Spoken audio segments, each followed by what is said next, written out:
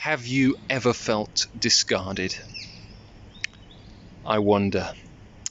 January is the time of year for discarding things, for taking away the Christmas decorations, and for discarding the Christmas tree if you've got a real one. And just behind me here is the discard pile of unwanted and unneeded discarded Christmas trees. And it's got me thinking, because the world's best-selling book, the Bible, talks about being discarded.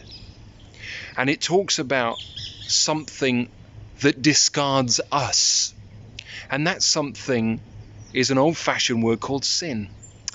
And sin just means the wrong things that we do, say, and think. You may have heard of the Ten Commandments. There's some very good laws in there. You might be familiar with some of them. Don't steal, don't lie, don't commit adultery, honor your parents. But there's other ones in there about how we are to approach God, to have no other gods before him, to worship no one else.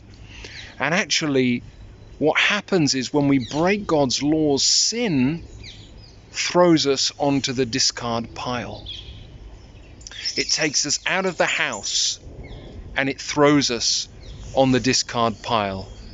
Do you feel discarded today?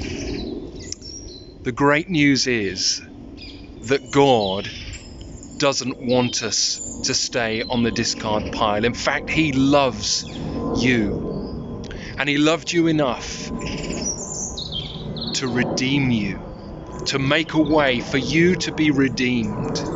You see, God sent his Son, Jesus Christ, on a rescue and redeeming mission from heaven to earth, to the discard pile. You see, our sin discards us. The Bible says that everyone has sinned.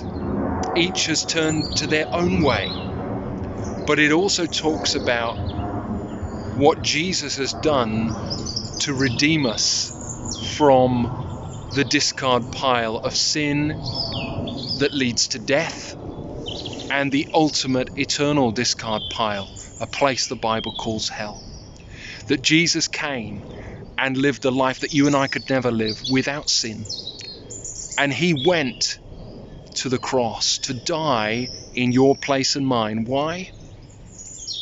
Because he loved you. Because he was taking your place to open the way for you to be redeemed, to know life.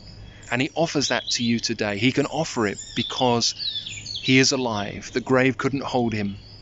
He was crucified on a tree like this, but on the third day the tomb was empty, and he's alive today.